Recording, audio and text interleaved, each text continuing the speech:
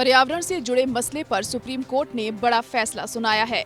Supreme court ने ओडिशा के पर्यावरण के प्रति संवेदनशील क्षेत्रों या इको सेंसिटिव जोन्स में खनन पर फिलहाल रोक लगा दी है।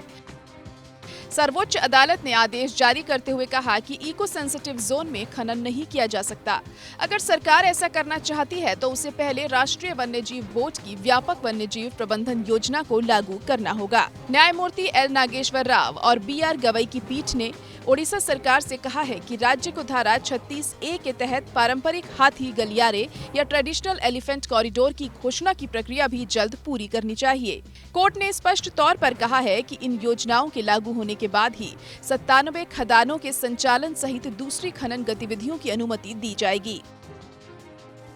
यह आदेश पत्थर उत्खनन फर्म की याचिका पर दिया गया है। इस फर्म पर पहले नेशनल ग्रीन ट्रिब्यूनल ने इसी तरह के प्रतिबंध लगाए थे।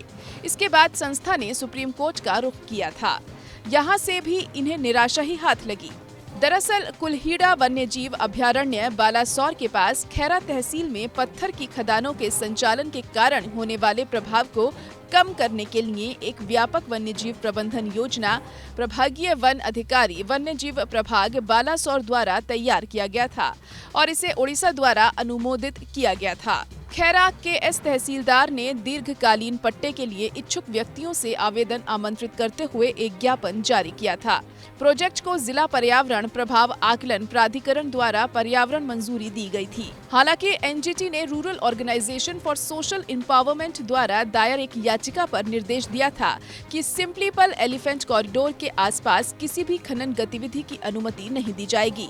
NGT ने राज्य सरकार को पूरे कॉरिडोर को इको सेंसिटिव जोन के दायरे में लाने के लिए कदम उठाने और इको सेंसिटिव जोन में प्रवेश पर रोक लगाने का भी निर्देश दिया।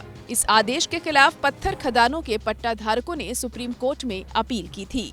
ऐसा ही मामला चारधाम परियोजना के दौरान भी उठा था। दरअसल केंद्र ने चारधाम परियोजना के तहत ऑल वेदर रोड परियोजना को मंजूरी दी थी, जिसके तहत 3 सामरिक राजमार्गों को डबल लेन को 10 मीटर चौड़ा किया जाना था। सुप्रीम कोर्ट ने रक्षा जरूरतों के आधार पर सरकार के फैसले को सही माना था और पर्यावरण से जुड़ी चिंताओं के लिए एक कमेटी बनाते हुए प्रोजेक्ट को मंजूरी दे दी थी। Bureau report.